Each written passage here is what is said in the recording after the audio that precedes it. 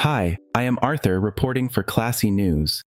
Class hosted a distinguished thought lecture on 30th March by Professor Abdul Hannan CHOWDHURY, Chairman of Grameen Bank and Vice Chancellor of North-South University. In his talk, Cross-Sectoral Leadership and the Three Zeros, Advancing Sustainable Development in a Changing World, Professor CHOWDHURY shared a bold vision for a world with zero poverty, zero unemployment, and zero net carbon emissions, inspired by Nobel laureate Professor Muhammad Yunus. Professor Alfred Tatke Ho, Dean of Class, highlighted how the lecture aligns with the college's interdisciplinary mission and its Master of Social Sciences in Cross-Sectoral Leadership. Program Leader.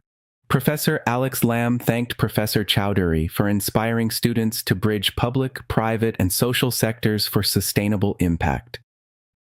Professor CHOWDHURY called for universities to become engines of social change through partnerships, innovation, and youth-led action, positioning Hong Kong as a South-South catalyst for sustainability. Class continues to connect academia and action, empowering students and partners to build a more inclusive and sustainable future,